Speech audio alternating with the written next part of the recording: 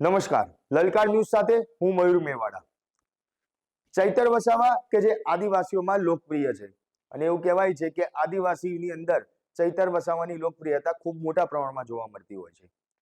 ત્યારે જે આદિવાસી નેતા મહેશ વસાવા કે જે પહેલા કોંગ્રેસ બીટીપીમાં હતા, બીટીપીમાંથી ભાજપમાં ગયા અને હવે તે કોંગ્રેસમાં જોડાયા છે, ત્યારે તેને લઈને ચૈતર વસાવાએ ચાપખા માર્યા। તો સાથે સાથે કહેવાય કે છોટાઉદેપુરના ક્વાડ ખાતે ગઈકાલે પરિવર્તન જે મહાસભા છે તે યોજવામાં આવી હતી।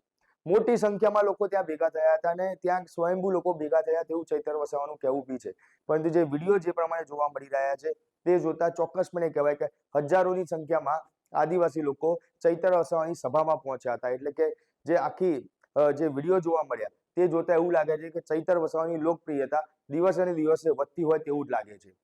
ત્યારે છોટાઉદેપુરના ક્વાડ ખાતે ચૈતર વસાવાએ ત્યાંના જે ધારાસભ્ય છે, ત્યાંના સાંસદ સભ્ય, પૂર્વ સાંસદ સભ્ય તમામ લોકો ઉપર ચાપખા માર્યા હતા।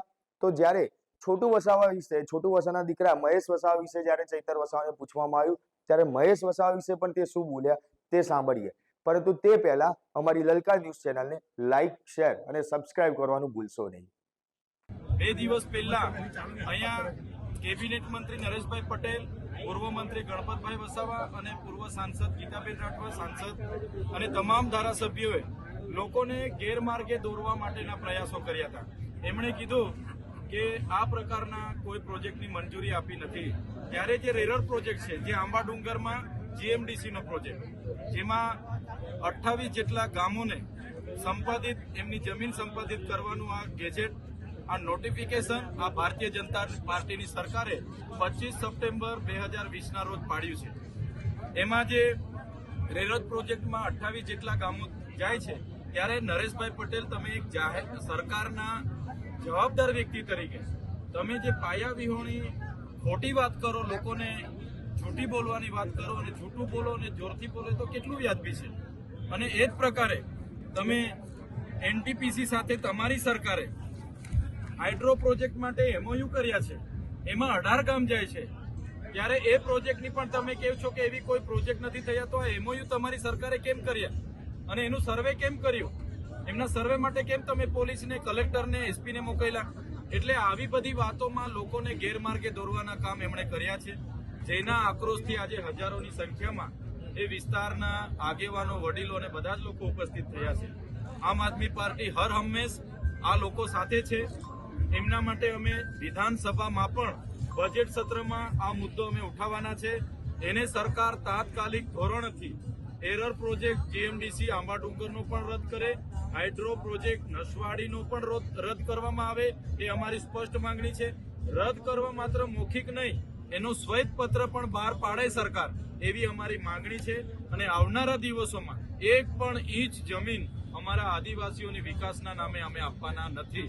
અને ભારતીય જનતા પાર્ટી, તમે જોયું હશે સભામાં બધા જ નેતાઓએ તમારી ભાજપની સરકારે 30 વર્ષમાં શું કર્યું, કેમ નળમાંથી પાણી નથી આવતું, કેમ મનરેગામાં રોજગારી બંધ છે, કૌભાંડ કેમ થયું, નકલી કચેરી કેમ પકડાઈ, નકલી અધિકારીઓ કેમ પકડાયા, તમારે આજે 73 ની જમીનોમાં કેમ કૌભાંડ થયા છે, એનો કોઈ જવાબ આપવા તૈયાર નથી। તુરખેડામાં આજ દિન સુધી રોડ નથી બનતો, અહીંયા આંગણવાડીઓ નથી, શાળામાં ઓરડા નથી, એક પણ નેતાઓ એની વાત કરી નથી। અને માત્ર ચૈતર વસાવા આવે છે, લોકોને ગેરમાર્ગે દોરે, ગુમરાહ કરે, એવા બધા જ લોકોએ મારા પર આક્ષેપ કર્યા છે। ત્યારે હું એ નેતાઓને કહેવા માંગુ છું, તમે પણ આદિવાસી સમાજ સાથે ઉભા રહો, અમે પણ તમારા વખાણ કરીશું।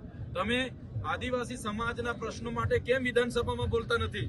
કેમ પોસ્ટ મેટ્રિક શિષ્યવૃત્તિ માટે નથી બોલતા? કેમ જાતિના દાખલા માટે નથી બોલતા? નર્મદાનું પાણી મળે તેના માટે કેમ તમે બોલતા નથી? માત્ર ને માત્ર પક્ષના ગુલામ તરીકે કામ કરવાની જે એમની ટેવ છે, ત્યારે જનતા હવે જાગી ગઈ છે। ત્રીજા મોરચા તરીકે આમ આદમી પાર્ટી આવનારા દિવસોમાં તમામ તાલુકા પંચાયતો, જિલ્લા પંચાયતો અને નગરપાલિકા લડવાની છે અને સ્વતંત્ર લડીને પૂર્ણ બહુમતીથી આવનારા દિવસોમાં સત્તામાં આવવાની છે। અને આવા તમામ પ્રોજેક્ટો અમે જળમૂળથી ગામ સભાઓમાં પણ, તાલુકા પંચાયતોમાં પણ અને જિલ્લા પંચાયતોમાં પણ એના નામંજૂરના ઠરાવો અમે કરાવવાના છે। સાહેબ, મહેશ વસાવા કહે છે કે ચેતર વસાવા જુઠ્ઠો છે, મારા ડેટા ચોરી ગયો હતો, એવા ગંભીર આક્ષેપો તમારા પર લગાવ્યા છે, તો શું કહેશો? મહેશભાઈ વસાવા આના પહેલા ભાજપમાં હતા, ભાજપની આખી સરકાર, પોલીસ એમની છે, અને એવા કેવા સિક્રેટ ડેટા હશે ભાઈ, મને તો કઈ ખબર નથી। ને એવી કોઈ સિક્રેટ ડેટાની વાત હોય તો કરો ફરિયાદ મારા પર, લીગલી નોટિસ આપો, જવાબ આપીશ। એટલે આ બધી પાયાવિહોણી બાબતો છે. હમણાં નર્મદામાં મોદીજી આવ્યા, 100 કરોડ રૂપિયાનો ખર્ચો કરી ગયા. એ 100 કરોડ રૂપિયા આદિજાતિ વિકાસના બજેટમાંથી વપરાયા છે. એટલા 100 કરોડ રૂપિયામાં તો ગાંધીનગરમાં આલિશાન અમારા આદિજાતિ બાળકો માટે સંકુલ બની જતું. એમાં અમારા બાળકો તૈયારી કરતા, પોલીસ બનતા, એન્જિનિયર બનતા, આઈએએસ બનતા, આઈપીએસ બનતા. એની જગ્યાએ 2.5 કલાકમાં મોદી સાહેબ આવ્યા અને 100 કરોડનો ધુમાડો કરીને આદિજાતિના જતા રહ્યા. એમાં તો કેટલા લોકો આજે અમારી કારકિર્દી બનાવતી. તો આ પ્રકારના પ્રજાના પૈસે પ્રોગ્રામો કરવાના અને એ પ્રોગ્રામોમાં અમારા વિરુદ્ધ ભાષણો કરવાના એ કોઈ વ્યાજબી નથી. આજે લોકોને મુદ્દાથી ગેરમાર્ગે દોરવાનું કામ, ધ્યાન બીજી જગ્યાએ દોરવાનું કામ ભારતીય જનતા પાર્ટી હોય કે આવા કોંગ્રેસના મહેશભાઈ જેવા નેતાઓ કરે છે. મહેશભાઈ જુઠ્ઠા છે તમારા પર જે આક્ષેપ કેબિનેટ મંત્રી સહિત જે તમામ ધારાસભ્યો, સંસદ સભ્યો, જે પદાધિકારીઓ હતા તેઓએ ચૈતર વસાવાને મસીહા બની અને એ લોકોને ગુમરાહ કરી રહ્યા છે એવો આક્ષેપ કરી રહ્યા. શું કહેશો? ચૈતરભાઈ એક સામાન્ય પરિવારમાંથી રાજનીતિમાં આવેલા છે. અહીંયા મંચસ્થ બધા જ લોકો, અમારી કોઈ પેઢી દર પેઢીની રાજનીતિ નથી. જેટલા પણ લોકો ભાજપ અને કોંગ્રેસમાં છે એ પોતાને એવું સમજે છે કે અમારે બાપ દાદાઓની આ જાગીર છે, પેઢી છે, એટલે અમે જ અમારા પેઢી દર પેઢી અમે ધારાસભ્ય, સાંસદ બનતા જઈશું. પણ અમે હવે નવો ચીલો પાડ્યો છે. આ યુવાનો બધા હવે તાલુકા, જિલ્લા અને ધારાસભ્યમાં લડવાના છે અને એ લોકોની સત્તા જવાની છે. એના ડરથી આજે ચૈતર વસાવા વિશે એ લોકો એલફેલ બોલે છે. પણ જનતા ખૂબ સારી રીતે જાણે છે, લોકશાહીના ઢબે આવનારી તાલુકા, જિલ્લા પંચાયતોમાં એમને જવાબ મળી જવાનો. ત્યારે ચૈતર વસાવાનું કહેવું છે કે રાજનીતિ કે એ કોઈના બાપની જાગીર નથી. એટલા માટે આ વસ્તુ એને કહેવી પડી, કારણ કે જે પ્રમાણે અત્યાર સુધી ચીરો ચાલતો આવ્યો હતો કે પહેલા દાદા ધારાસભ્ય બને, દાદા બાદ તેમનો દીકરો અને ત્યારબાદ તેમનો દીકરો, તે ચીરો હવે ક્યાંક તેમને કાપી નાખ્યો છે અને હવે નવી શરૂઆત છે તે કરવામાં આવી છે. ચૈતર વસાવા કે જે ડેડિયાપાડાથી ધારાસભ્ય બન્યા, પહેલા ત્યાં આગળ છોટુ વસાવા કે એ લોકોનો જે દબદબો છે તે જોવા મળતો હતો. ત્યારબાદ મહેશ વસાવાને ત્યાં ટિકિટ મળતી હતી, પણ તે જીતતા આવતા હતા.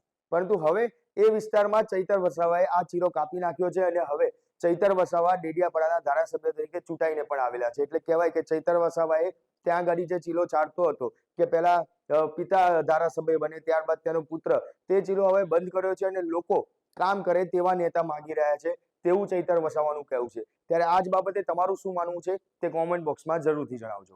આપના પોતાના પ્લેટફોર્મ લલકારને લાઈક કરો, ફોલો કરો, સબસ્ક્રાઇબ કરો અને શેર કરો.